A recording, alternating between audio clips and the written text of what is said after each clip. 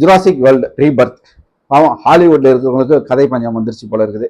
இந்த படத்துடைய கதை என்னன்னு சொல்லிட்டு பார்த்தீங்கன்னா, மனிதர்களுக்கு இதய சம்பந்தப்பட்ட பிரச்சனைக்கு மருந்து கண்டுபிடிக்கிறதுக்காக பெரிய பெரிய டைனோசர்ஸோடைய பிளட் சாம்பிள் எடுக்கிறதுக்காக தனித்து விடப்பட்ட அந்த தீவு, அதாவது முன்னாடி பாட்டில் வர அந்த ரிசர்ச் பண்ற இடங்களை தான் சொல்றாங்க. அங்க தனித்து விடப்பட்ட தீவில் போய் அதனுடைய பிளட் சாம்பிள் கலெக்ட் பண்ண ஒரு கும்பல் இல்லீகலா கிளம்புது.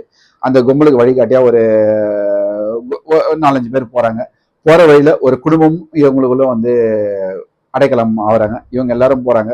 அங்கிருந்து அந்த ஜுராசிக், அதாவது அந்த அனிமல்ஸோடைய பிளட் சாம்பிள் எப்படி கலெக்ட் பண்றாங்க, அதுல ஒரு வில்லன் அவன் என்ன பண்றான், இவங்களை பழி வாங்குறான், அதாவது கூட போறவங்களை ஏமாத்தி இது பண்ணலாம் அப்படின்ற ஒரு கேரக்டர்.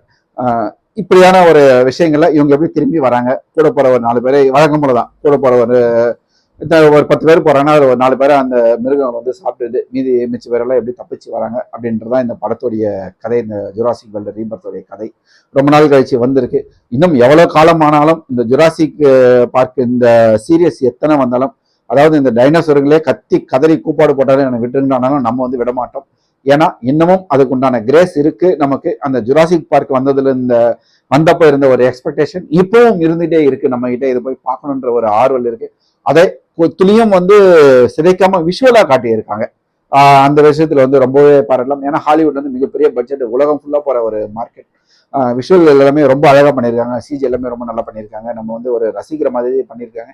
ஆனா இந்த கதை தான் கொஞ்சம் வந்து ரொம்ப ஒரு சாதாரண ஒரு கதையா இருக்கு. ஜுராசிக் வேர்ல்டு ரீபர்த் பார்ப்போம். உலக அளவில் இந்த படம் வந்து எப்படி ஒரு பெரிய கலெக்ஷன் கொண்டு வருதா, மீண்டும் அந்த ஜுராசிக் பார்க் கொண்டு வந்த ஒரு இம்பாக்டை இந்த படம் கொண்டு வருதா அப்படின்றத கொஞ்சம் பொறுத்திருந்து பார்த்தா தான் நமக்கு தெரியும்.